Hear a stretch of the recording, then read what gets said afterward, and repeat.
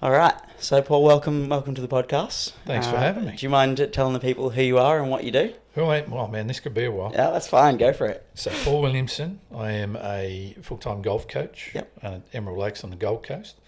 I basically coach people on how to, get into the game. So I love coaching people right from the very start and getting them into the game and kind of give them back and help them then enjoy the game like I have over 30 plus years. And then the other one is for people who are trying to break 100 or 90. So they've been playing for a while, but they feel stuck. They haven't had maybe any formal coaching when they started, and then they get to a point, and golf's a pretty technical sport, and you need to know how to hit the ball, and it's different to other bat and ball sports and stuff. So I specialise in those kinds of golfers. Dad of two, Chiro and Aaron, 15 and 13. Husband to Joe. Nice. We've been married now. What's that? 8 years, but together nearly 20. Yeah, wow. And I met her when I was on tour because I'm originally from South Australia and came up and played professional golf on the tour and tried to make it that way and didn't quite make it and fell into coaching and found out actually I'm really enjoying that. Yeah, nice. And spent a lot of time at home. So. Why do you feel like you just missed out on making it? Oh, the big regrets. It'd be mostly, and I talk about this with most of my clients, is because I get stuck into them a fair bit. So don't do what I did. That's a big thing with coaching for me. Is like I've been there. I've done it. I've got the 23 shirts making the same mistakes you're about to make, and the biggest one is it wasn't not spending the time and putting in the effort. It was not putting in the right areas. Right. And I was told what I should be doing, but I didn't really believe it. And so that means more what I call purposeful practice rather than just practicing. So I was doing a lot of technique stuff, trying to look right, correct, hit the ball perfect, that kind of stuff. And I spent a lot of time doing that. Whereas the real key to golf is the ball doesn't care what you look like, and the game doesn't care either. It's about the skill acquisition. It's going to screw you over anyway. Can you get that ball in the hole in at least 100 shots? And I realised I used to do that a lot when I was very young, and then I got away from it because that's what the kind of swing instruction industry was like at the time, and I felt that was what I needed to do. Do you also feel like in different moments you had to use like certain clubs based on where you were, and like that isn't quite how you would want to coach someone now? Yep. The other thing would be more the strategy side of things. I had a belief that I had to make a lot of birdies and eagles, and I had to perform unbelievably well all the time just to make a cut. So I would win one-day pro-ams, but that doesn't cut it, being that aggressive all the time, especially in a 4-round tournament or tour life, being a successful tour player over a whole year or 10 years. It's more the tortoise wins rather than the hare, and I was more of the hare. Yeah, right. And I know that now. And if I had the kind of awareness about how to, basically, it's just stop screwing up holes, like having big blowouts. Yeah. I always had 2 or 3. And over a 4-round tournament, you just can't afford to do that. Yeah. So then what I know now and what I teach people is just how to avoid that stuff and just see what happens. And, so while I'm not the golfer I was when, 15, 20 years ago when I was playing full time, I probably score better on average. I don't have these big blowout days. Just a little bit better mentally as well, like better decision making when things do get a little bit tough. Yeah, and that's the other thing is understanding that the mental side of the game isn't actually all this as a complicated thing at all. It's pretty simple, but it's the discipline to stick to what you know is the right decision to make over time, again and again and again. And I teach people now to become the casino owner rather than the punter, because the punter might win on any given day, whack his house on black, and the casino owner's just said, "Hey, congratulations, well done. See you tomorrow," and the day after, and he might win 3 in a row. I don't care, I'll see you again. Yeah, it'll be good, because the casino owner's got the percentages in his favour. So that's those 2 regrets there, not focusing on the things I needed to be on for scoring, and then the other one was not understanding that successful tour life is actually about not screwing up as much. Yeah, fair call. Because I could play as good a golf as anyone going around when I'm on, but every golf pro can kind of do that. Yeah. But I didn't believe that. I probably didn't have the awareness and the patience to stick with it. Okay. And just, I look at some of the most successful guys I know now who've been around for 40, 50 years playing on tour, and all they do is just hit it straightish. Don't make big stupid mistakes. They don't beat themselves, and they have days where they might just miss a cut or something, but most of the time they make cuts. Yeah. And then when everything falls in order, they win tournaments. Yeah. You know, and so that's what I never really got. So yeah, very different now. Yeah. Hindsight's amazing. Of course. Crystal clear vision. Yeah, of course. It's always easy to look back on it, hey, and have different opinions. But easiest thing in the world. Do you have any main things you're working on the horizon in terms of the golf world? Like any competitions or anything like that you wanted to enter? So I'm just turned 48 last week. And so in about 2 years' time, I'll be eligible to play Legends stuff and seniors type stuff. I can't believe I'm saying that. But, and I mean, you know about our history over the last few years. But basically, what I've discovered in the last couple of years now is that I could actually probably play that because one of the big things that hit me a few years ago is broke my ankle, and it was pretty severe break, and it's the first time in my life that I was not physically able to do anything for like a good 3 months. And I've never been inside so much in my life back to back, and it just did my head in. Like I was really quite depressed on a lot of things, and I felt like I'd aged 10 years in 10 months. You know, it was just felt so old, and I genuinely had thoughts, am I ever, number one, going to be able to hit a golf ball again when I first did it, because it was like, who knows. And then the next one was, okay, I don't think I'll be able to hit a golf ball, but I could probably have done that about 4 months after. But it's like not even close to the way I used to do it, because my right leg had disappeared pretty much, and I couldn't push off it, couldn't do anything, didn't have any mobility or strength or anything. And then the other side of things, to beyond that, was like prior to that, I knew that if I played 2 or 3 games of golf, 4 games of golf in a week, I'd have this chronic back pain and neck pain, which I go, well, you can't play tour golf like that on painkillers the whole time. It's like, I don't think I could do that. It'd be a rough time for sure. Yeah, so, you know, even 4 or 5 years ago, it wasn't even a thing for me to even think about. But not that that's going to be a full-time career for me or anything, because I love my coaching a lot, and I enjoy taking people away on golf trips. And so I'm working towards a couple of things, having people come to the Gold Coast for boot camps to help them out over 3 days or a week. You know, in the middle of winter, they come up from Melbourne, Sydney, New Zealand, wherever, and basically just come and learn the stuff that I'm talking about here. And then the other one is going away. I just did a trip to Adelaide, my old hometown, and took 15 people there to some of the most amazing golf courses and wineries and experiences and stuff like that. So I enjoy all that stuff as well. So, do you still feel like there would have been like I don't know, like a piece missing if you weren't able to like have that like competition in mind though? Like, do you feel like you would have been okay with just the coaching, or do you feel like you would have been missing out on that little bit of extra? I probably would have been okay with the coaching. Like I'd resigned myself to that over numerous years, and the biggest reason was that I stopped playing was to spend time at home with my girls, which has been brilliant. And the coaching has allowed me to do that, because if I worked in other parts of the golf industry, you have to work during school holidays. It's the busiest time. End of year, New Year's, it's just nuts. So by being a golf coach, that's the time when I tell everyone to go and play. You shouldn't be coming and seeing me. Go and play some golf. We've done the work beforehand. We're doing it during the year. So that's allowed me freedom to have time off and stuff. So I'd have been happy doing that. But there were, particularly when I broke my ankle, and then I didn't know if I'd ever be able to do it again for a little while, and then would I be able to do it anywhere near the level I used to. And then with the work we've done and the work I did with physios and rehab over the last few years, particularly probably about a good 6 months ago, maybe 12 months ago, it started again, you know what, I probably could do this. And I guess the thing was having that possibility of that taken away from me to be able to do that was enough of an incentive to say, hey, with your new learnings now, what I understand about how to play the game properly, how to practice properly, and to actually have a body that might be able to handle that on a regular basis. So I wouldn't mind, I'm not saying go out full-time on tour by any stretch, but at least have some games and local stuff and, you know, around Australia, and maybe go and do a golf trip with people where that's part of it, you know. And then I can take the family away. You know, maybe they tack on the week after or before or something and do that kind of thing.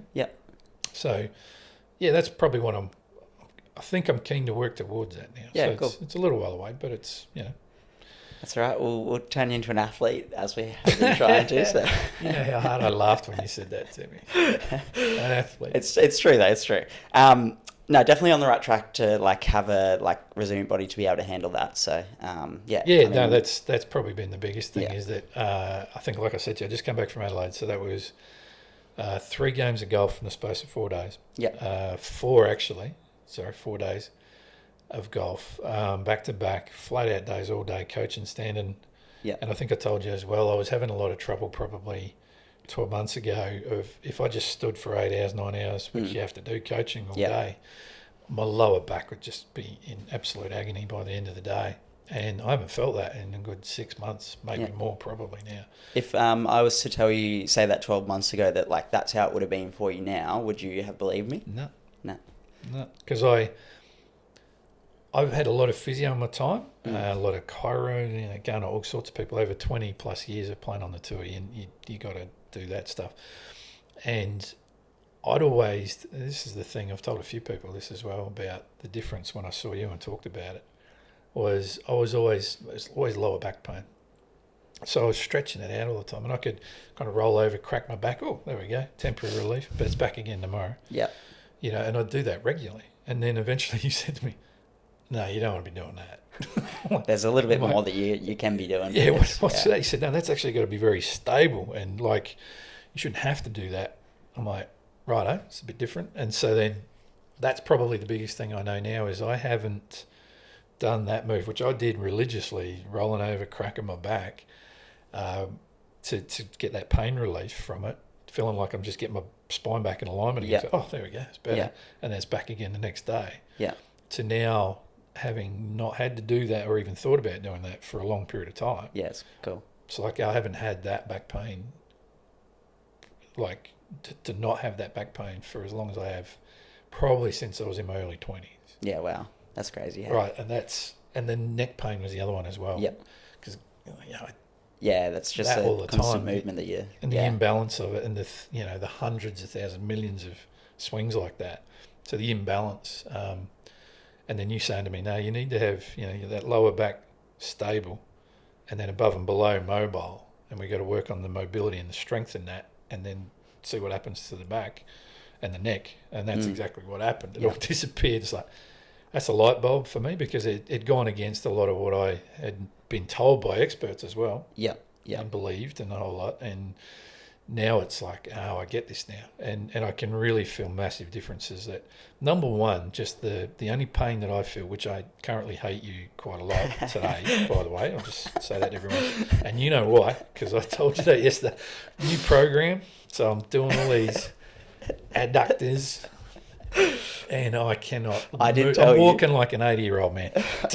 I did tell you, I was like, this exercise is probably going to make you trying to get up and about today. My wife was laughing at me this morning. Did you making that face walking around the golf club yesterday? I'm like,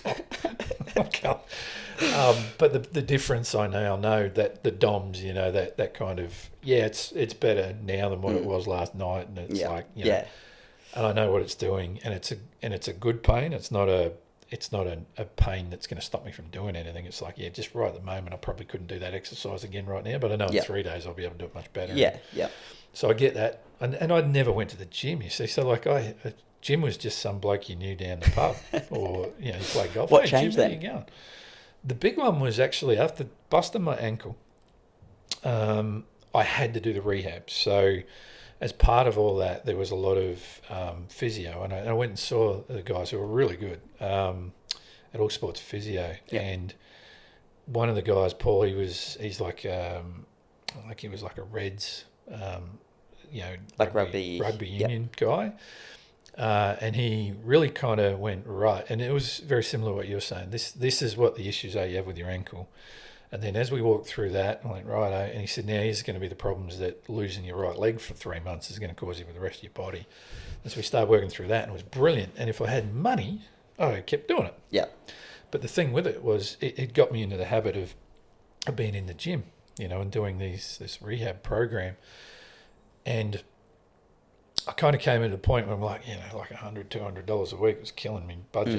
I couldn't afford to keep doing that. Yeah. It was great. But I thought, what, I think if I can go to the gym now and keep doing some basic stuff, that was really good. So I had just gotten into the habit of it. And then I just went in down the local gym, Snap Fitness there, Pack Pines, where we're at, and signed up and went, right, let's just see if I can keep going with this. And so it had kind of, the one thing I needed to do, the biggest thing was like, when is this going to be my habit? So having kids, having a job, having work, having all that kind of stuff. I thought, right, I'm used to getting up pretty early in the morning. But so I just set my alarm 5 o'clock and went, right, I'm just going to leave that on and I'm going to get up and go down to the gym. So I just went to the gym 5:30 down there. And do you find it's hard balancing like all of those different aspects? Because I feel like a lot of the time, as a professional in that space, you get a lot of people being like, oh, I can't because of work and kids and all of these other commitments. How do you go balancing all of that? Like, how have you put it all together? Always comes down to priorities. Yeah. You know, so it's like I knew that, no, I'm going to make this a priority in my life because literally of how bad I felt. I was petrified. I had friends and relatives getting diagnosed with cancers at very young ages and passing away and going to a lot of funerals of, like my uncles and aunties of extended family and friends of mum and dad and stuff like that. You start going, oh man, I really got to look after myself a lot. And I started diving a bit more into some podcasts talking about kind of health span, not just lifespan, but health span. I'm like, right, exercise is it.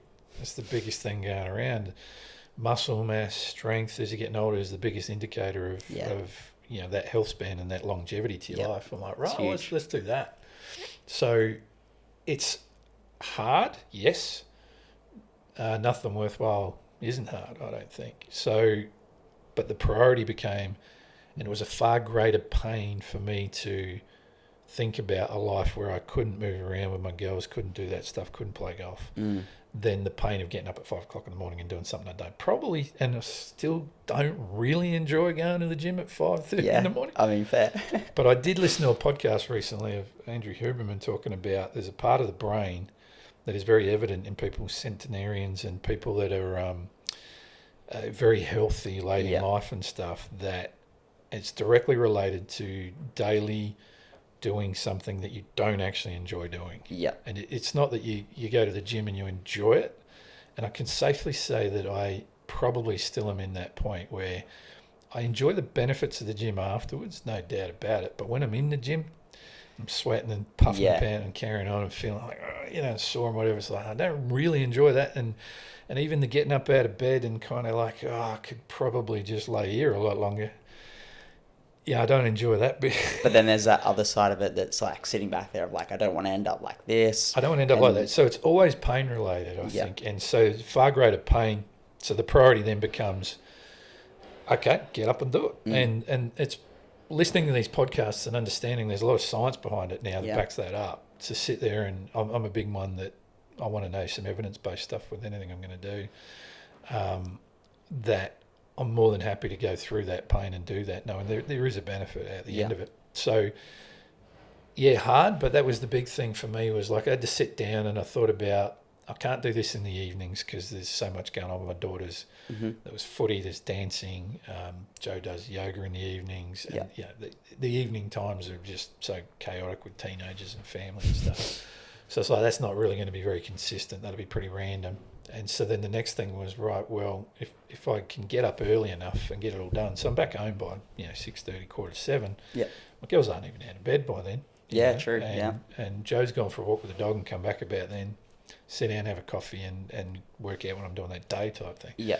So, and now it's part of my life. If I don't do that, because I've been doing it long enough now. Yeah. If I don't do that, it doesn't feel right. Yeah, of course. And it's one of those things that like you almost like build that mental strength to be able to keep doing it after you build that consistency, right? Like it gets easier as you go and you get that strength to continue like following that habit on. Yeah. One of the big ones is if I go away on these golf trips, the habit gets out of whack because it's like morning golf being played really early and stuff, so you kind of can't follow the same routine. I try and put something in somewhere, but it's just not the priority at that time. Which is okay. Yeah, but then I come back and then 2 days after, I'm like, I feel like rubbish. So you get back into it again. So, but then, the other side thing of that too is like, why do I do all this? Well, so I can go away for a week and go and have some fun and indulge and eat and carry on like an idiot and still be okay. Yeah. Whereas previously I'd do that and I wasn't doing anything else on top of it. Yeah. So as getting older, you kind of go, no, I've got to look after that a little better. And going away to Adelaide with a road trip for like a month and doing a lot of camping and jumping around and moving around and like walking around Sydney for like 5 days straight. Just so much walking going on, and I'm like, I'm all right. It's easy. It's okay. So it's different. And that's one thing that I've learnt too, is that it doesn't need to be in a set program so much. So for instance, I know we've got a new program and you put something in for me today, and I got to the gym today and I went, no, that's not happening. My body is not going to let me do that. So all I did was go, because I'm so sore from the the 2 days prior of a lot of new and hard stuff. But I'm aware now to go, no, it's all right to just sit here and do a mobility type thing and just not do anything too hard. Do a bit of arms, a bit of shoulder or whatever, but mostly my legs were the ones that were killing me. Mostly it was just, no, today's an easy day. That one can wait for tomorrow. And that's also okay as well, right? Because you do have a new program. Like the exercise in there, you're at this point where it is going to be really challenging. So you are potentially going to be quite sore from those new exercises where you're pushing yourself in them. So it's okay to then take that day to be like, all right, we're just not going to do that today, even if that's part of my weekly schedule, and over like, let's say a period of a month, that'll be okay for you to do, but it just might not, you might not feel up to it today, and that's okay. It's just that smart little adjustment that you also have a good, like, exercise library yourself that you can do in terms of mobility. You're still doing something beneficial, but it's like, it doesn't have to be, obviously I make a program for a reason, but it doesn't have to be following that to a T, and I'm going to understand if you are sore for you to adjust. Well, that's the other thing. You don't know how sore I am on any given day. Yeah. I'll turn up and go, mate, no, not today. Yeah, and that's okay. We'll adjust or do something else. And that's been a thing with age, and golf's actually the same. I used to think you just grind it out and smash it out even more and more and more and do that. But you don't. You actually need some time away for it to process. You need some good sleep and some good rest. And I used to be worried about having a day or a week off from the game and what would happen. And then what I've learned over time is, you come back even better a lot of the time. You can't go forever like that, but there's definitely periods of recovery and time for it to settle and your brain to work out the new movements and adjust and that's as important as putting the work in the first place. Yeah, 100%. And I would second that as well with the gym, is like everything that you do, whether it's like strength related, even like mobility related to a point, you're creating some level of damage for then your body to rebuild stronger. So if you're missing that other part of it where you're recovering from what you're doing in the gym, then you're not actually going to get the adaptations, or not get the adaptations to the point that you would like from the work that you're actually doing. So it's like more than okay to not like, if you are feeling... It's needed, isn't it? The most important thing is like load management and recovering from the actual work that you do to get the adaptation that you require. Yeah. So I've learnt that. I'm enjoying it. Enjoying it. And, the biggest thing that I've spoke with you about was that the main thing is I want to be pain-free, and then if I can be more of an athlete, great. And then if I can look better, that's the very distant third type thing. But it's been pretty cool to be able to fit into shirts and stuff, and like I never have before. Notice any... My daughter's going, Dad, just like I've never had biceps in my life. And my wife goes, you've never had that before. I'm like, and so, and people just noticing. So, like, because when I go back to Adelaide, it might be 6 months, might be 12 months. There's a significant amount of time for them to go, oh, you're looking all right. What have you been doing? No, nothing. Nothing, just, working hard. No, that's cool. Have you noticed like any like major differences like in terms of like how your body looks, like apart from the biceps, of course? The big one, and I think I spoke with you about this, because I don't really do too much. Occasionally I weigh myself, right? But I'm not fussed on weight. So when I started with you, or when I started at the gym, I was about 102. That's the heaviest I've ever weighed in my life. I knew that. And that was coming out at the back of 6 months of bugger all, and I put on a lot of weight when I busted my ankle there. Currently I think I'm 100 kilos. Okay. Right, so we're talking a couple of years later. 2 kilos. What the hell? But like I said to you, I've got these belts, and the belts that I've been using for the last how many years are ones that you just pull through. And you clamp it. And then I still have some older belts, right, where I might wear a suit or something. It's a different coloured belt, but they got the holes in them. So I remember this was a little while back. I went across 3 notches, right? Yeah, wow. From, you could see the one that was worn from a few years ago. I went across 3 notches. So basically, that was my indicator that it went kind of from here and up or down to my legs. Yeah. So that was the biggest difference. I can definitely feel it across my shoulders and my arms. Yep. And then in my legs as well. Yeah. I think one of the funny things, and it might have only been maybe 6 months ago, I said to you, very early on, you're asking me to do some exercises, like it might have been a RDL or something like that, where you go, I want you to feel this in your hamstrings or in your glutes. And so I start doing it. He says, what are you feeling? That's in my back. Yeah, that sounds about right.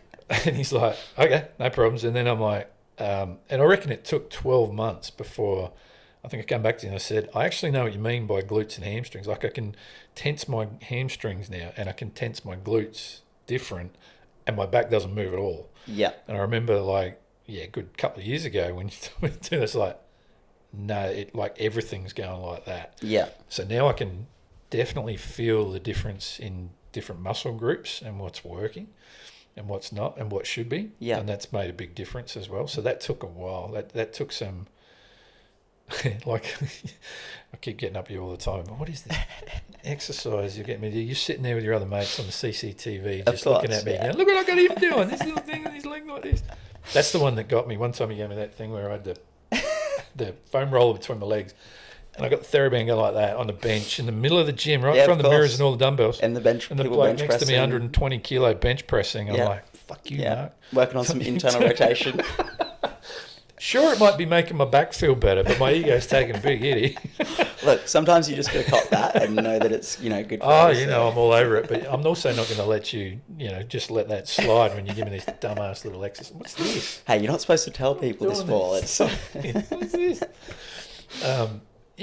So that's the thing that I'm willing to put up with now because I know there's a reason behind it. And that was the interesting thing was, if I'm doing a specific exercise meant to be working on my glutes, I know that it's doing it now. I know what it should feel like, and if it's not quite doing that, I can move and adjust and go, that's where it needs to be now. So, and that there, I think, has probably been the biggest thing with the lack of pain in my back and my hips. So most of my back. Yeah, just I know it's different. I don't feel like I have to hold my posture. Oh, that's the other thing. My posture and my neck and my back is just 100 times better without me actually having to think about my posture. And I definitely know my hips were always tilted forwards. What do you call that? Anterior pelvic tilt. That's exactly right. Well done. So they're not like that anymore. Yeah. And I just know it. Yeah. Like they're not like that permanently, which from golf, it's a hell of a lot like office workers all the time. I see in golf all the time. Very tight hip flexors, very tight lower back, and then very weak glutes, and then very weak abs, and their hips are forwards like that. And all of a sudden they have this extension through the ball, and you can see tradies are a big one like that. That's a huge problem with them. Lots of lower back problems when they go and play golf because they're just not moving. Like golf's brilliant for your back if you're moving the right way, but if you're not, it's horrendous. So I think just jump on the back of that is I think there's like there is a level where posture may affect like how you're going to move and things like that, and it might influence pain. Maybe it's hard to really say. There's no real suggestion to say that it does 100%. I think the biggest thing with that is just like movement quality more than anything. It's like understanding like how to properly move in an exercise to use the muscles that you want to use. And I think there's lots of especially with tradies and people playing golf and things like that, there's things that your body learns over time and motor patterns that your body learns that may not be the most efficient way to do things. Yeah. And then they get stuck in these patterns that just aren't the right way to do things. And it's then teaching people the right way to move and using the right muscles in the right exercises and playing around with maybe certain positions a little bit that are going to help them feel it more in a certain muscle. And it's not, I guess it gets a little bit of a bad rap in the industry of glutes aren't activating because lower back pain or whatever, where there's a little bit more to it. Obviously they're activating, but they might not be moving in the right way to help train that muscle efficiently to get it stronger. if that makes sense. So, I think the same thing with tradies is like they feel like they do all this work, but they don't do any training to actually understand how to move and how to move well, and use the right muscles in certain activities and things like that. And then they go and play golf and they've, got screwed up back, and then like they're not changing anything with how they move, it just snowballs from there, I guess. It's one of the big things, and you'll know this as well, is that in golf, that I learnt in my coaching career was that when I first got taught back in the 90s, it was, you have to swing like this, it's got to be like this, it's got to be these moves. Yeah. The thing I learnt throughout my coaching career is that's you can't get someone to do something their body won't let them do. And the big one I know in terms of golf is that your brain will find a way to get that implement, the golf club, to move in the best way it possibly can. Yeah. And number one, it'll avoid pain every single day of the week over a good golf swing, right, in motion like that. And one of the big reasons why we're trying to avoid pain is because it's not strong moving that way in your body. So a big one is like we've talked about before, is that there's a direct correlation with someone's ability to how high they can jump and how far they can hit a golf ball, because the interaction with the ground is a very similar thing. Yeah. Independent leg movement and stuff like that. So one of the big things, if someone can't do certain moves, like I might get them to sit in a chair, stand upright, put the hands across the shoulders, now just turn your hips for me, and everything goes like this. You go, right, you got no idea how to do that independently, so I can't get you to do this, this and this in your golf swing. So then I've got to go and give them an option to say, right, how much time you got here? Like, what's your return on investment like? Because if you want to swing like this and hit the ball like that, you have to be able to do this, and you can't physically do that at the moment. Yeah. So then that looks like months worth of rehab work or gym work and that kind of stuff to change that. And then your brain's got to work out the motor pattern to actually now get the club to do what you want to do as well. Yeah. So a lot of the time I've got to sit there with a lot of these people and go, I've been trying to do this for years. I'm going, mate, physically you can't. Yeah. Your body just won't let you do that. So stop trying to do it if you're only going to play every second Saturday and that's all you're ever going to do. Yeah, yeah. So just go with what you can do. Yeah. And so a lot of people are far more open, and I'm a big one on my coaching like that, is that I don't need you to be perfect and swinging like Adam Scott. Yeah. And no one ever will anyway. He's a bloody outlier in his body. Of course. But the thing that most golfers want to do is just play better golf. Yeah. So if I can find you a way to get that club to hit the golf ball in the way you need to hit the shot you're looking for in a way that's not going to cause you pain. Yeah. There's ways around that and technique-wise, but then the other side of things is if someone's getting serious, like I coach a kid named Chase Oberly, who's I've been coaching since he's 5 and he's now 17, and he's one of the best amateurs in Australia. He's got a big college scholarship offered to him, and like he's gunplay, could do whatever he wants, right? And I've spoken quite extensively with him and his family over the years about saying how important it's going to be for you to develop your body. And I think he's finally taken it on board just pretty recently, because there's a certain amount of skill that you can develop, and he's at that 16, 17-year age that he's got to develop the power now. And there's only a window there of time that you can do that, and then you'll never really kind of get it back later on. You can add to it, but if you do it now, you're that far ahead of the game. And so at his level, when he's talking about wanting to go as far as he can in the game, which could be a long way, to watch what he's been doing in the last year or so is quite good, because he busted his ACL playing soccer a few years back. Kind of ended that career at that point because of like golf, soccer. He busted it, kicking a goal in the grand final, win the game. Well, I mean, that's an good place to retire. But he's now heavily into the golf, and it took him a long time to work through that, because that was a pretty significant injury for someone who was only probably 14 at the time, I think. 13, 14. But now it's the sheer workload that he's got. So he's still going to do a lot of school, but he's playing a lot of golf. Yeah. And so I'm saying to him, man, this is, one of the beauties of like an Adam Scott compared to a Tiger Woods is if you have a look at what they've been doing over the years, Tiger Woods has done a lot of marine type training and not a lot of balance to his body and stuff. And he's had a lot of injuries. Yes, he's had car accidents and stuff, but that's different. But he's had a lot of injuries to joints and stuff, golf related, training related stuff. Adam Scott's only a few years younger than him. He's done as much training as Tiger has. And when I listened to his strength and conditioning coach a few years back, he said, mate, I'm tinkering with a Lamborghini here. It's like, but he said, never in my life have I taught him and got him to train how to swing a golf club. Yeah. All I'm doing is making sure he's got complete balance to his body and strength and power to go and do whatever the hell he wants with his body. Yeah. And just so happens golf is his thing. So he says most of the time we're balancing up the golf, like going the other way from it to kind of balance up everything.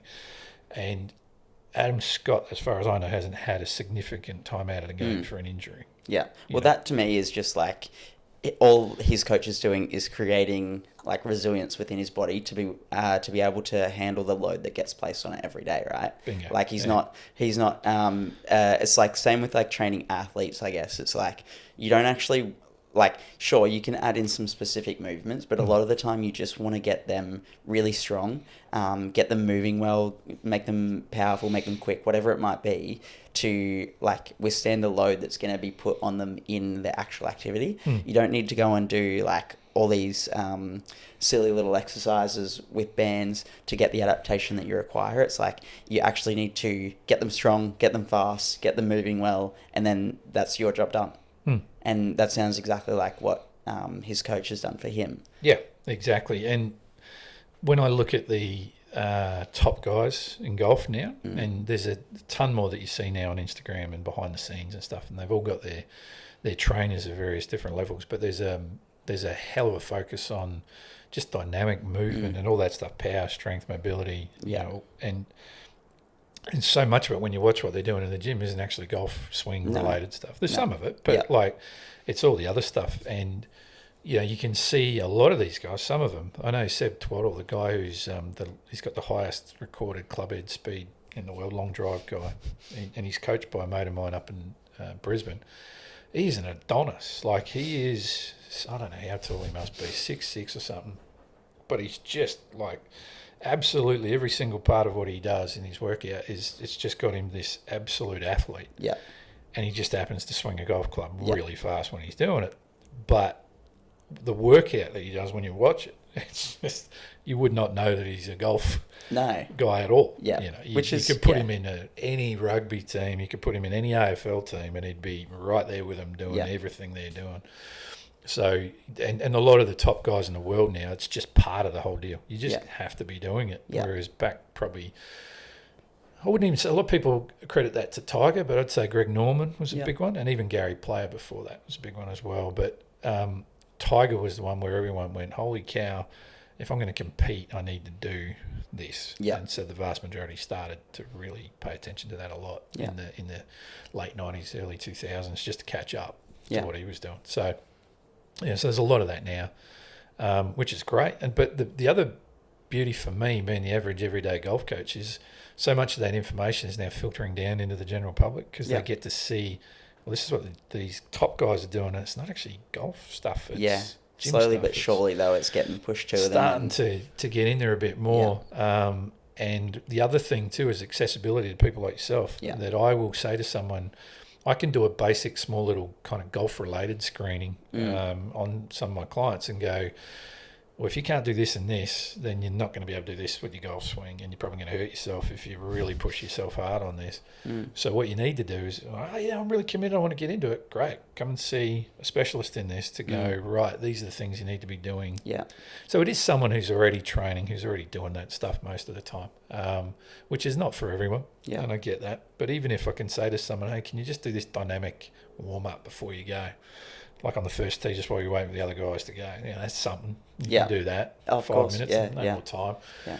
So they start doing that, they see a benefit, and then maybe they might do a bit more after that. Do you feel like you would have a lot of your clients benefit their game from just like even just training in the gym in general, even if it's not something specific and seeing a professional, like even if they were just training and getting a little bit stronger, would you see like massive benefits to your clients? Big time. Yeah, every single time, because the number one determining factor basically between different levels of golfers, like if you just start going, okay, people are, it's contact on the golf ball, number one.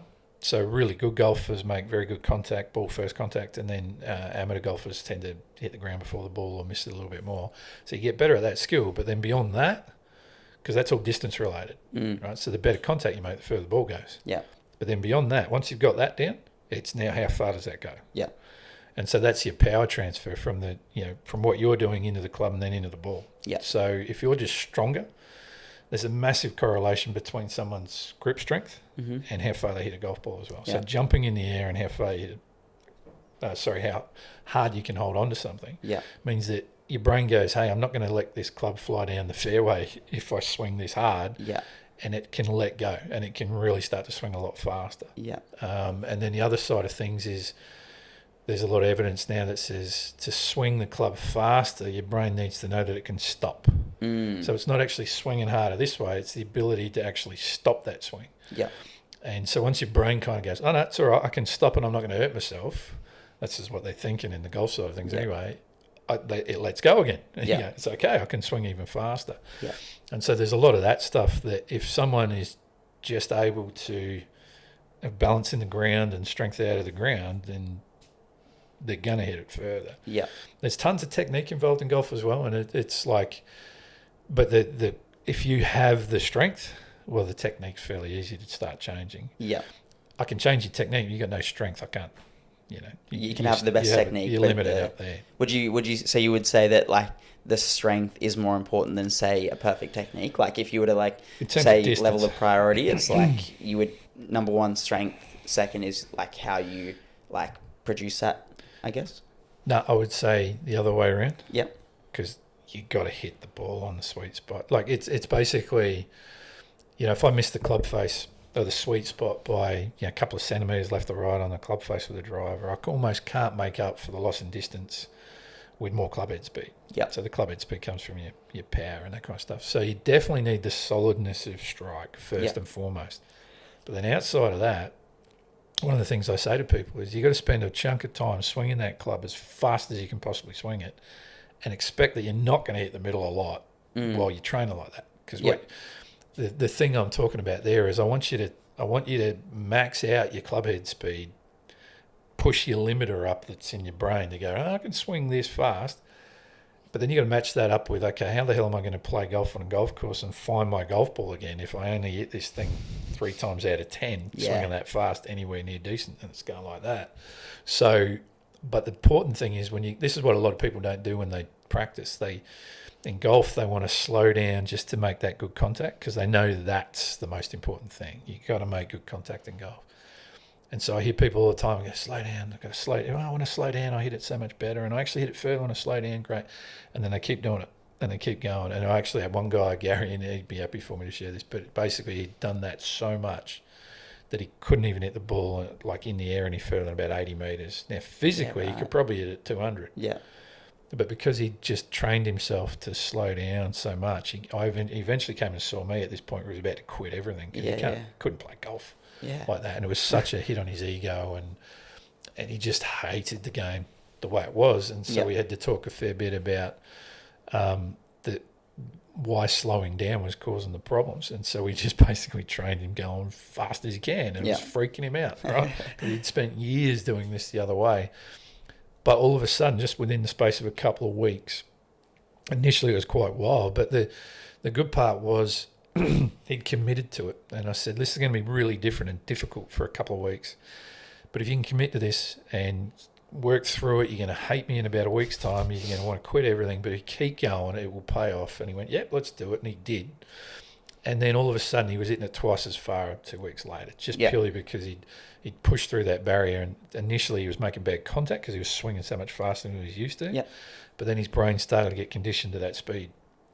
And then he could coordinate and actually make the contact on the face. And then all of a sudden it was so much further. And so, but he also needed to increase strength too, because he couldn't, it probably didn't kick in for another 2 months before it became really solid for him. Because even just swinging harder and faster, your body's got to adapt. It's got to change. You can't just think your way into swinging faster. A bit like I can't think my way into bench pressing 200 kilos. You can try. No, I'm pretty sure that ain't happening. And that's what I say to people all the time. I said, like, golf's not, they say that about golf all the time. They say, it's all in the brain. I said, no, it's not in your brain. It's not. Physically, there's a difference between you being a 70-year-old lady and me being a 48-year-old guy, and I can hit it 300 and you can only hit 150. That's fair call. It's not all in the brain. it's definitely the massive chunk of it, probably. Yeah. But your brain can. That was a big part about breaking my ankle. Like, I could hit the golf ball again not long after I got out of the cast and all that. I could do it, but it was basically on one leg and just 180 straighties, I call them. And I had to sit there and say to myself, no, this is not how I'm going to play this game. And I didn't do a lot of training and playing because I knew I'd start developing these different patterns. I went, no, I want to give this full rehab a full crack. Yeah. Because I want my brain to be able to go, right, swing it like this the way I used to, and the body without changing can do too it. much. Yeah.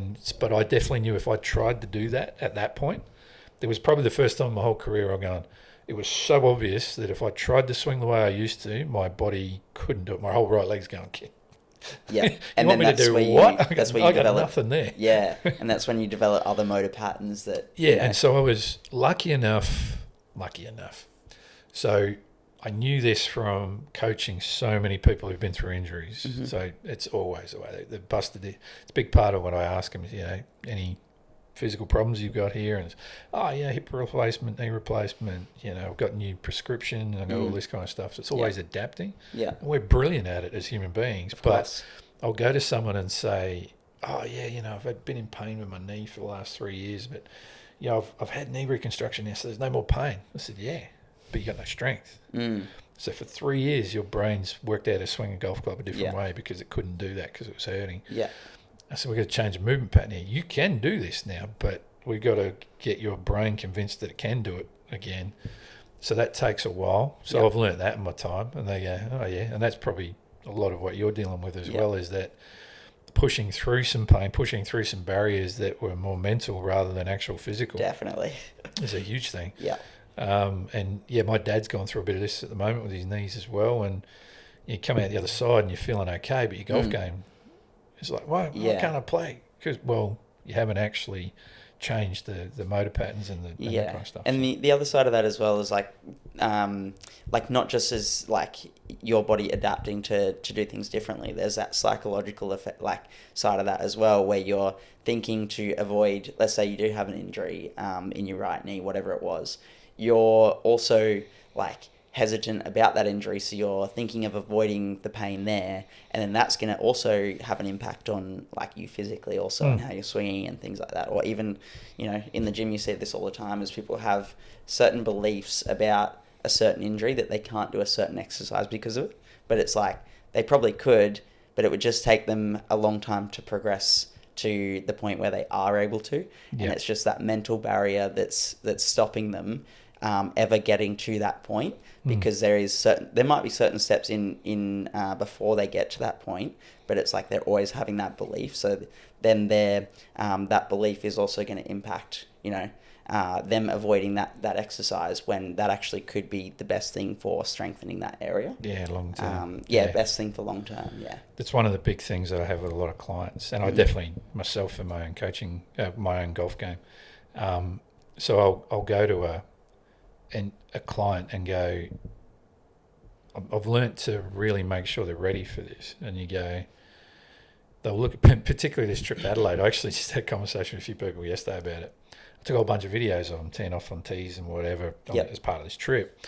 Put together a little video package. Everyone got to see it yesterday. Yeah. And they're like, what was that all about, Paul? I'm like, what do you mean? I said, it was your golf swing. It was you, wasn't it? Said, yeah, but what about this move and that? And all these different things that it's quite obvious to me that aren't beneficial to them in their golf game, but I need to sit back because they're not ready to put the work in to change it, and just let them kind of see it for themselves.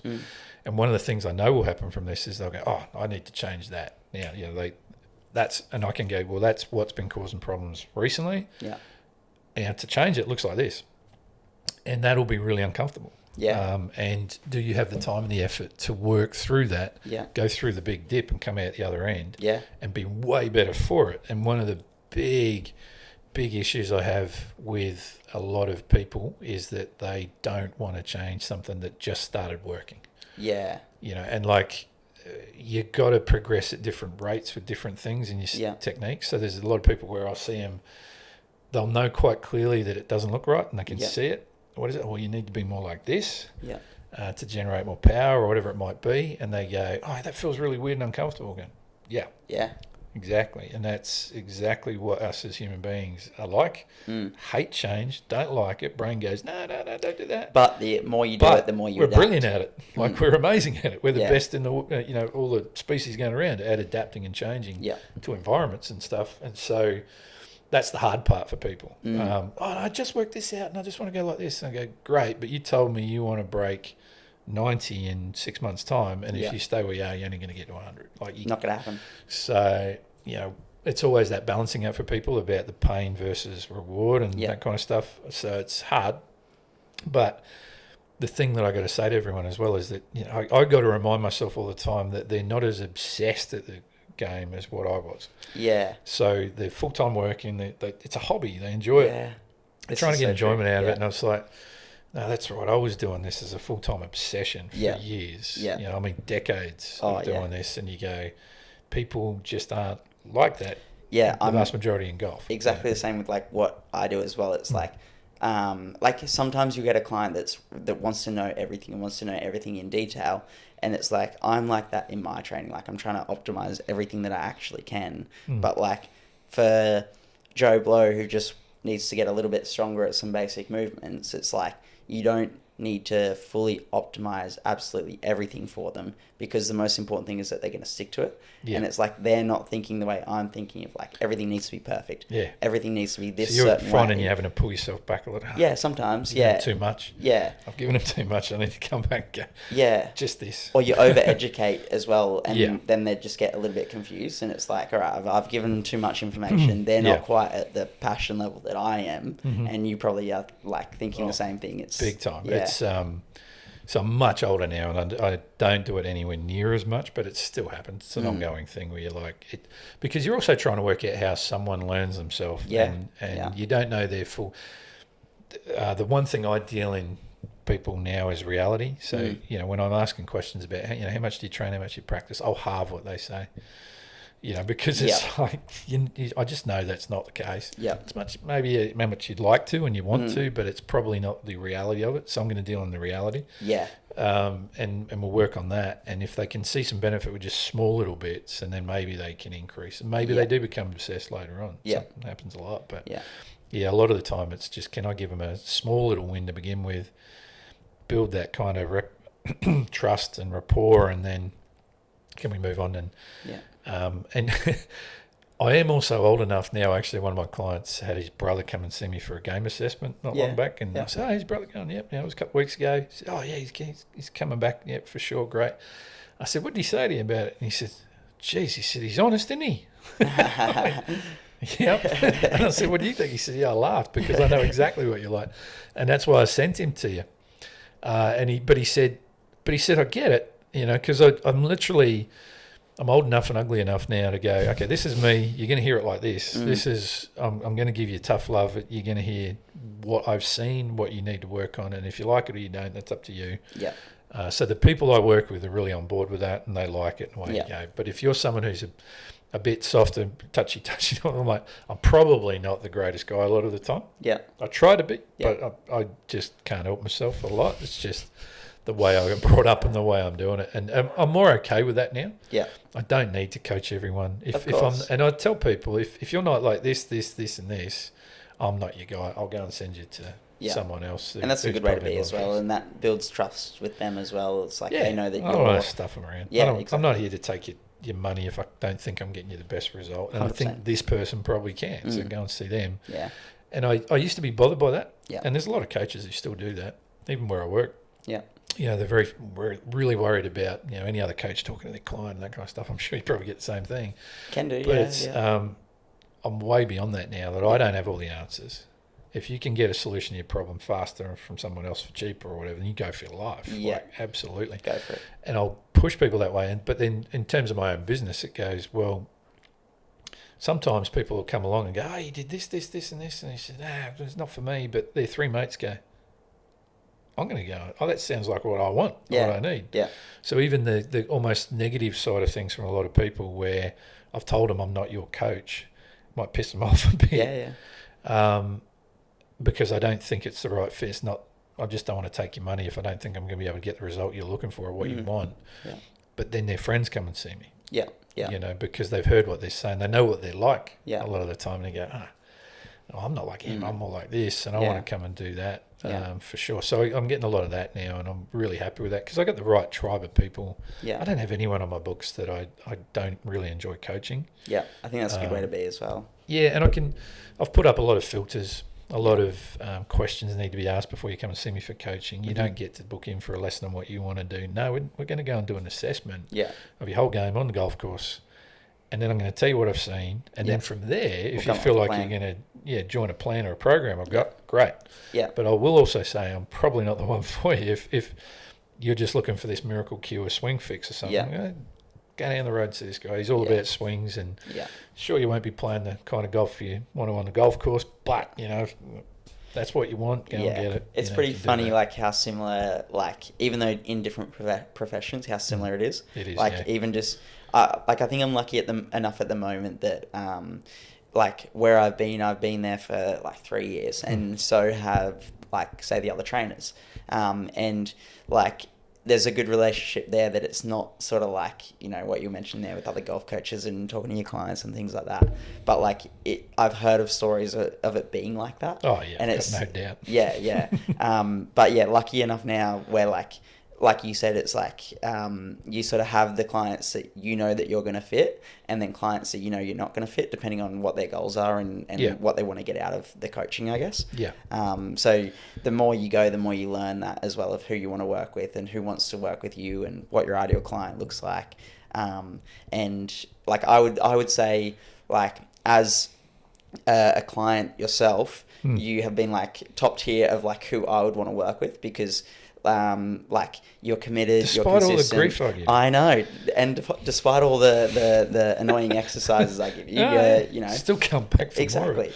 But like it's when I picture like my ideal client, it's someone similar to you that's like you're invested in this, you're consistent, you're like always looking for progression, you're very like transparent on like how your body's feeling and things like that, and not just looking for like that quick fix. You understand, like you've gone away and you've got your own knowledge base, and you understand what is actually required from doing the work. And yeah, I think that's a big thing as well, as understanding who you want to work with to make sure that you do get those clients that are going to work for you. Yeah.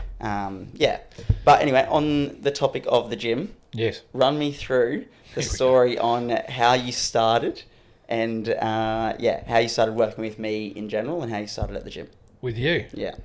Oh, because you were the lucky one who happened to be running the 5:30 program. That is it. I turned up to the gym. This was quite funny. Joined the gym, and speaking to the lady working at the gym at the time, and said, "Okay, look, I'm probably going to come in the mornings, and do stuff in the mornings. What do you got going on?" And they said, "Oh, yeah, you've got these free, what they call them, not boot camps, but classes, that you can come and do." She said, "There's like a 9 o'clock one." She said, "But that's probably not for you. That's all the ladies after school, the mums, all that kind of stuff." So wouldn't bother me, but it's there if you want it. So okay. And then there's the 5:30 one, and I went, okay, it's Tuesdays, Thursdays. Come along to that. It's an open one, so men and women, the whole lot. So I turn up, and I'm the only guy for the whole 6 months. And so then I get in, and you're running it, and you've got your stations, and we're going around for that good half an hour, and it was pretty good. And in the first session, I remember coming home, the first week, I said to my wife, I'm getting my ass kicked all over the place by all these other people in the group. She's like, what? I said, yeah. And they're all ladies who are all older than me, apart from maybe one or two. Yeah. They're about my age, maybe. And they're kicking my ass all over the place. I can't keep up with it. I'm like, that's my first goal. I've got to get better than all these girls in here. So we started doing all that. And then... and eventually, I kind of become friends with a lot of them, and they're all pushing each other. It was good fun. We had good camaraderie in the group. And then the thing that I noticed, I knew you were talking to a couple others, and that you were studying at the time. It was the last year of your... Yeah, it would have been, your study. Maybe last year, maybe second last year. Yeah, something like that. And then I started finding out what you were doing. And I went, I've heard something about this. But then you explained, what is an exercise physiologist? And I'm going, okay, this is pretty much what some of the guys at the Physio that I was going to were doing, the rehab side of things. And I went, okay. And then you started giving me, because you were asking me, you knew about my ankle, because that's what I was coming back from. And I think that was making a difference. Wrist guard as well at the time? Yeah, I did too. Yeah, so I had a wrist problem. That was only a temporary thing at the time, but I started talking about that, and it kind of, you just were able to say, right, you can't do this, but you can do that in these stations. Don't do this, do that. And that was starting to make a big difference. And that's when I started inquiring about what you actually do. Yeah. And then I went, okay, maybe we'll come and see you. And then that was interesting too, because I was talking with you about, your model of business is very similar to mine, or would be. Yeah. Talking about doing little groups, small groups, and making it cheaper for the client, but still very good value for money. And I enjoyed that because, the group that we've got, that 3, 4, 5 maybe for an hour in the gym, all in our own programs, and you're just floating around, is absolutely all I need. Yeah. And I'm more than happy to pay that money per month to be able to go, because the big difference is, I know you'll put together a program for me with best intentions and stuff to go, right, these are the exercises I think you need to do. And I'll get in there and go, Mark, I can't do that. Like, for whatever reason, there's a pain here or there. And then you're like, okay, well, we don't need to do that one, but we can do this slight adjustment on it, do it this way. Still doing the same thing. Yeah, doing the same thing, but okay, let's see if, that doesn't hurt. Okay, yep, do it that way. So the big thing for me there was when I decided I'd come and pay you money to come and do that, was I said to myself, right, let's do this properly for a change. Because I've had so many coaches in my lifetime with golf and everything else, that one of the big things I would do is kind of just think I knew better a lot of the time. So I kind of just said to myself, just shut up, do what he says as best you possibly can, give him good feedback on it, do all the things that I would love from an ideal client. What are my ideal clients? They come back to me with tons of feedback. Yeah. They're pushing me as well, and they're, and I'm adapting and changing. So, but they do what I ask them to do as best they possibly can. And that was the biggest difference for me, is that's what I've tried to do for the last couple of years now. And it was very evident early on that it was making a huge difference because I was able to kick these girls' asses. Took a while, but I got there. Well, some of them maybe, no. No, yeah, well, Kate still kicked me on a lot of things. But it was funny when I got to that point where she was the one that was pushing me pretty hard. Yeah. I'd earned her respect level, I think, after a while. And then eventually, just towards the end of all those, I was starting to get heavier weights or longer or faster or whatever, which was like, as a guy, I was like, I know. Why can't I do this stuff? Yeah. But it just showed me it literally showed me how unfit or how unstrong I was at that point in time to be in it. It was very humbling to be in a room of a lot of women who are obviously great at what they're doing at their ages and all that. Yeah. Full admiration of them, but I'm sitting going, what the hell? Come Feeling on. a bit behind. Yeah, so now I feel very different now. So I think, like I enjoy, the funny part about that is the group classes I don't overly enjoy, like the standard group classes in a gym, just because they're not personalized. And not that there's anything wrong with them, and I think they're a great setup, but there's a difference between exercise and training, I believe. It's like you can do exercise, but are you actually training for what the adaptation is that you need to get? Bingo. And the group classes are awesome. I think that they're such a good invention because they keep a lot of people consistent, but I also get a lot of people out of those group classes that have these injuries or have these issues that they're trying to work towards, but they're not actually doing anything for them. Yeah. And they're exercising, but they are just stuck in this loop of like just working around this thing rather than like increasing the capacity of that thing. Bingo. And it's funny because I think you were also, like, your business model and talking to you about your golf coaching was also like a bit of a motivation for me as well to start the personalized group sessions. Yeah. So now instead of at the time I was doing those for the gym and that was part of my rent, and then the agreement going forward was a little bit different in the fact that like I didn't have to do those group classes anymore, and instead I've sort of swapped them out for personalized group sessions where like you guys can come and you can actually train and do things that are specific to the adaptation that you require for whatever your goal is, and it still creates like that sort of group environment, even though you're scattered over the gym a little Yep. bit, there's still that level of group environment where it helps keep people accountable and consistent. Yeah. But you have actual exercises for the adaptation that you require. Yeah. And I feel like I feel better in the way I coach as well doing that, because I don't know, I'm not a massive fan of just giving people random exercise for the sake of giving them exercises. It's like you want to make it specific because they have these goals, and what's the point of, like, obviously it's still beneficial for their health and things to be exercising, but I just feel like you get a whole lot more out of it if you just made it that touch more personalised. Oh yeah, big time. It's such a parallel to the golf industry. So there's a couple of things there. Number one, the feeling that I get in that small group of 4 or 5 of us there, it's a team environment. We all know we're kind of what we're working towards and health problems and all that kind of stuff. Yeah. So you have that camaraderie, and, you know, getting invited to lunches and dinners and birthday parties and stuff like that from these girls and guys and stuff. It's great. So there's a community aspect to that, and then you get that accountability like you're talking about. So that's what I feel in that group. Yeah. But you're right. That's what one of the big things that I talk about in my own coaching over the last bunch of years that I've changed quite dramatically was the one-on-one lesson models didn't really work very well. Yeah.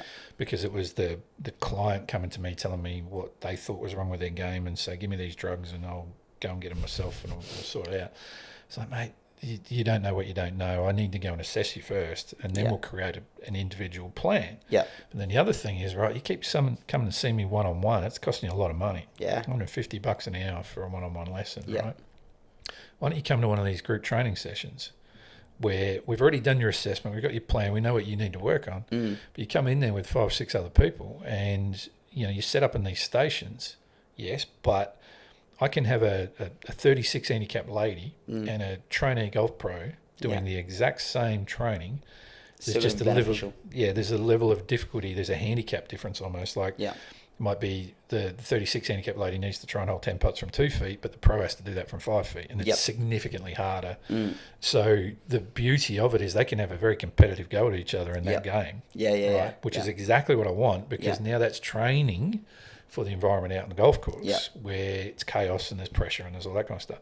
Whereas if you're there by yourself trying to do it, or the other one too is big belief of mine that well, the saying I hate is practice makes perfect. It's the biggest load of shit going around. Practice will make permanent is crap as well, right? Practice makes progress is what I go with. Practice makes progress. Now, it might be that way, the way you want to go, or that way, the way you don't want to go, depending upon what you practice.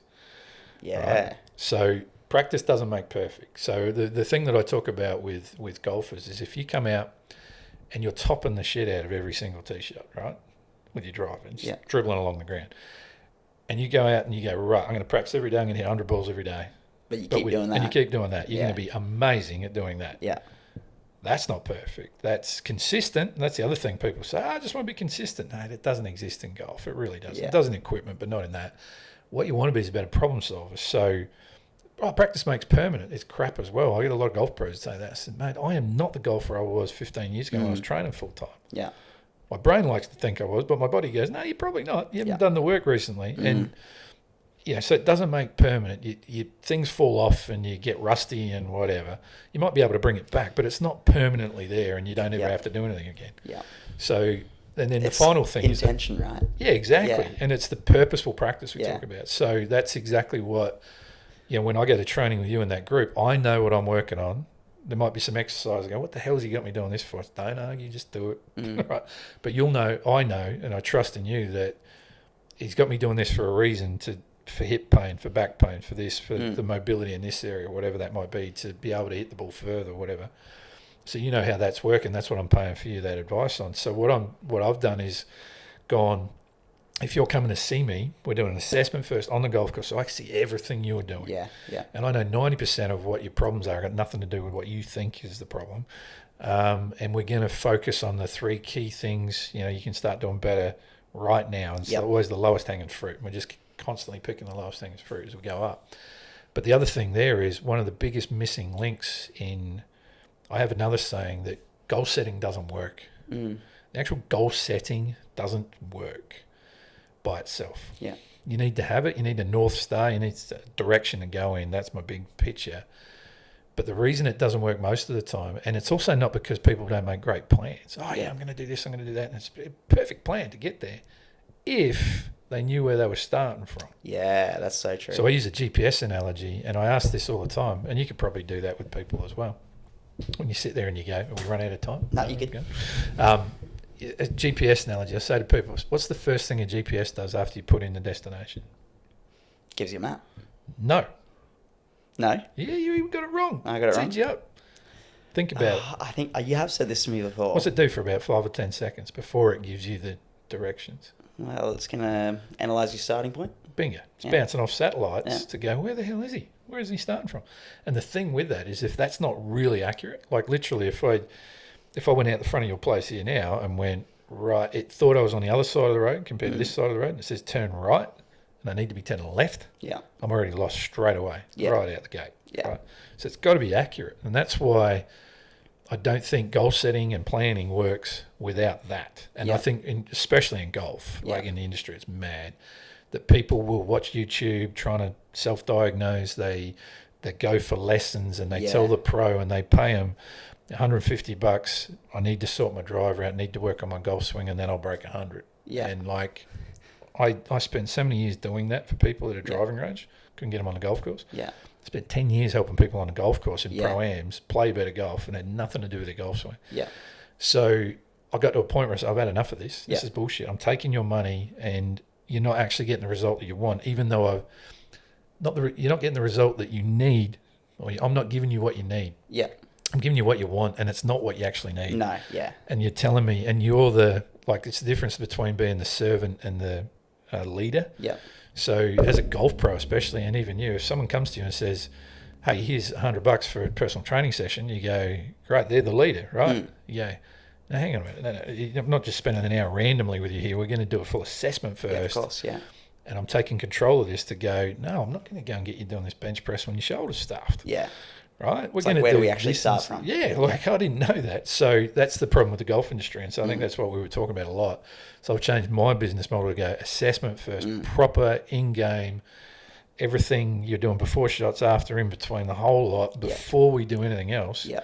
Here's 3 things you can start doing tomorrow, just decision-making wise. Yeah. You don't have to do any more training or practice. Just ask this question and answer it better every time you hit a shot. And all of a sudden you're going to be better straight away with golf. Yeah. And then here's the skills that you need to get better at. Now, this is going to take some training. Of course. And the thing there that is missing, I think, is in the lesson model as well. And even if, when I was seeing you maybe once a week, and it was just me, compared to the twice a week now in the group for pretty much the same price. So I'm seeing you a lot more and more regularly is the small feedback loop on that. So I'm not, one of the big problems in the golf industry was you come and get a lesson and then you book in for another one in a month. Yeah. And I'm expecting you to do exactly what I told you to do, exactly how I want you to do it for that month in all your training. Yeah. And that never happens, right? No. You just slightly go off in the wrong direction. Yeah. Now you've spent a month going that way and we get to the next lesson. Now I've got to bring you all the way back over here again. Yeah. So I like to think that you're coaching like that in that group environment, the regular small little bits of feedback is more like an autopilot, just bumping you back online really quickly. Well, you'll even know is like there's small changes between like week to week, right? It's like I might show you an exercise one week and then the next week we come back and there might be something slightly off with your technique. And there's actually like a lot of research to suggest in our role, the more touch points you can get with someone, especially early on, the better result that you're going to get with that person. Is because you can make those small little micro adjustments as you're going and they don't get suck into these little like bad habits in a certain exercise or a certain like mindset, right? Yeah. Of like getting scared to go a little bit heavier and progress themselves. So like if the more touch points you can have and then progress them further in that exercise while giving them feedback, like telling them they're doing a good job or whatever it might be, the better progress you're going to get out of that person. But the other side of like what we mentioned there was intention.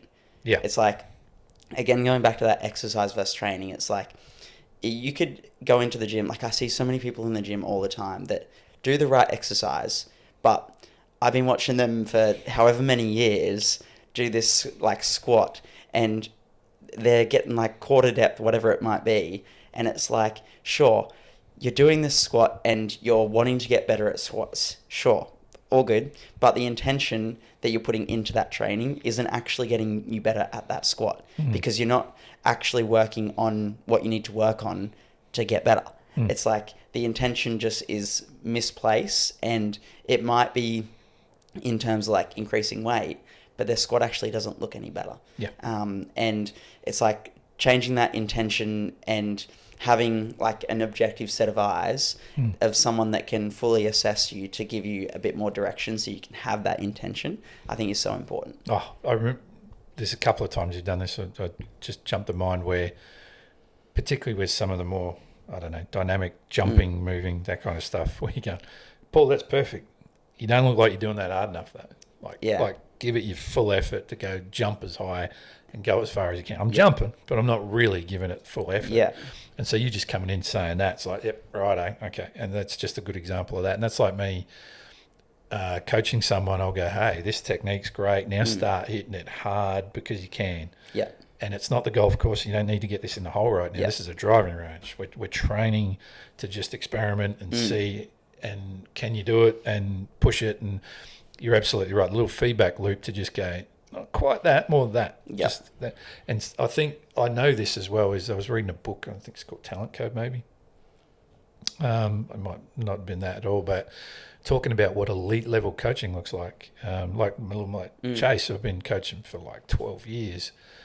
We have this understanding that, you know, what I've been doing with him for our whole time together is trying to get him to be his own best coach. Yeah. So using apps like you've got there to be able to have a little feedback loop, like he's currently away in South Australia and he just posts a little video and I go, mate, that's great. Or he might go, oh yeah, I'm doing this and that. And the first thing I'll say is, well, what do you need to do? And I love it when you ask me that. What do you think, Paul? What do you think you need to do? And I'm like, that's exactly what I'm doing, you bastard, right? But yeah, it's the self-coaching and the self-discovery that keeps it there. Yeah. There's a lot of science behind that. So if he can go and discover that for himself with just a little nudge by a question from me in the right direction, and he self-discovers, all of a sudden that's going to stick with him when he needs it, when I'm not there. And it's a huge part of that elite level coaching, but it goes all the way back to every level of coaching. You know, so it's that's so true. Just understanding yourself really well, but then also having that external set of eyes to go, yeah, this one. Yeah, for me, doing a squat without that little kind of tuck under type thing's made a hell of a difference. Yeah. Just a small little cue that get you thinking about something else while you're doing it. You don't have to go that deep. Hold it here and then, you know, just go to there and go, and then be able to go further and further. Now it's like, can go that much further again. So that's a good example of between both sports, both coaching styles, is exactly what needs to. The little feedback loop is, to me, that's exactly what you're saying there about those group sessions. Is they're what they call clinics in golf, where you're talking about one particular topic and everyone does the same thing. Yeah. There's a place for that. Yeah. And I do some of them, but it's mostly just as an introduction. Yeah. And it's very basic, simple little skill that it's kind of, everyone has to do this. I have to do this. Everyone has to be able to do this basic thing. But then you go, all right, you want to go even better with that, next levels with that? No, it's a little more personal now. You need to do it this way. You need to do it that way. Yeah. That's where the training becomes far more valuable. Assessment, then training. You know, and I talk a lot about how I think you're probably in the same boat. Golf industry needs to become more like football coaches, where, could you imagine like someone coming to you and say, I need this and this with my body and I need to do it this way and I need to do this bench press.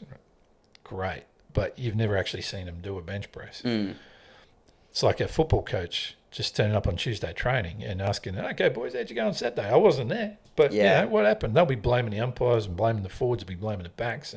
Never their fault, you know. Oh, okay. All right. Well, how about we do this today? Yeah. You know? Yeah, that's so true. And then they do it again on Thursday, and then he still doesn't watch the next Saturday, and they're expecting to win a premiership at the end of that. Yeah. You know, so that is so true. Yeah. It's so the same industry in golf. It's like, so you, the players, coming to tell me what you need to work on, even though I haven't seen anything you've done in the actual game. And it's like some subjective feelings with that as well. It's like no objective vision of like, this is what actually happened. It's all. And so in my industry, I'm rallying and training. I actually spoke at a first year apprentices who were doing their time in golf, learning how to coach and stuff. I said, this is what we got to get out of. Like, they don't know what's going on. Yeah. And you need to go on the golf course and watch it. Yeah. don't let them tell you that all they need is a lesson, because that's probably not what they actually need.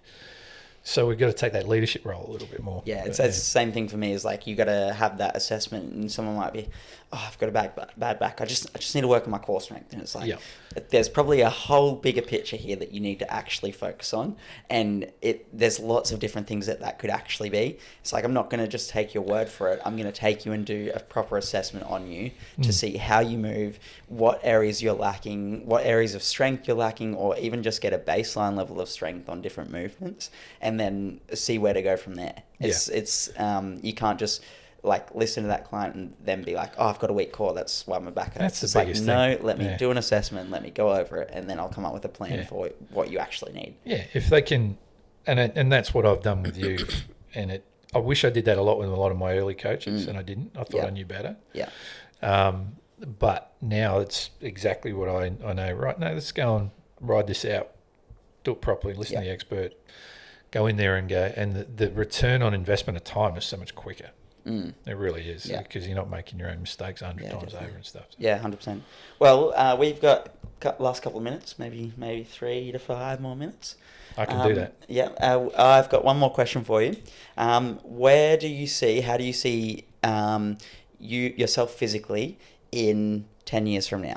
10 years, 58. Well, hopefully I'm alive. Well, hopefully. One. With everything that you know now and everything you've learned since working with me and things like that, where do you see yourself being? Still extremely active and strong. I want to be...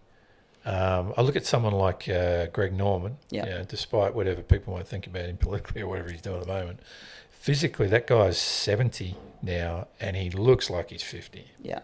If you look, if you didn't closely look at his sunburnt skin over how many years, but you look at him physically and his body's so strong and all that. And then what I know about that now from the study I've been doing of longevity and health span, that the strength, the muscle mass, how quickly that drops off as we get older. But then you kind of need to bank it up now, like when in my 40s and 50s. So when I'm in my 60s, 70s, 80s, I have a bank to draw on, a bank account that's still there. And so I see that, and I see that. I used to work at Burleigh West Driving Range. I watch these surfers come in, and I go, oh, he looks like he's about 50. He's 65. Yeah. Because just the surfing body of these guys, the cardiovascular and high-intensity training that they're doing, paddling out, have a break, paddle, I'm crazy again. You got to be so strong and fit to be able to maneuver in all sorts of ways. It's just these guys look so much younger than they actually are. Every single one of them. Those that have been doing it for decades are it's phenomenal. So that's kind of what I'd like to be. I'd like to be able to sit there at 60 and people go, man, you look like you're 50. Or like just physically, maybe not, with all the wrinkles and freckles and black hair and stuff, but at least physically kind of, but more importantly, I want to feel like that. Yeah. I don't want to feel 75. I don't want to be not able to go and do things in my 80s even, hanging out with grandchildren or whatever might happen at that point. Yeah. So 10 years time, definitely. I'd want to be actively still doing what I'm doing, which is playing golf with my clients, maybe playing in the odd tournament here and there. Yeah. Physically able to do it, physically able to really compete, because distance is huge in golf. It makes a massive difference to your scoring and ability and your ability to compete. And the only way I'm going to do that is by maintaining, body strength and mobility and stuff like that. So I'll continue to keep working with you, keep working on, number one, injury free, number two, strength and power and that kind of stuff. And then number three, maybe looking all right. Yeah, I reckon that's probably a pretty good plan. I think I get the first two right. That one looks after it. 100%. Yeah, and I mean, you're definitely on the right track to be able to do that, and doing everything right at the moment. So just got to keep that rolling, and I'm sure in 10 years' time you'll be looking good, playing good, and thanks very much. I'm flattered. Can you just not give me things that make me so sore day to day type thing? Can't promise anything like that. No. All right. Well, thanks for coming on the podcast, Paul. I appreciate it. Thanks for having me. It's great. We'll have to do it again another time, I reckon. 10 years time? Maybe 10 years time. We'll see how we're going. See if we're still rolling. Episode number 3, and it might be 1,003 by then. Something like that. Good stuff. Thank you. I'll see you tomorrow. Yes, bright and early.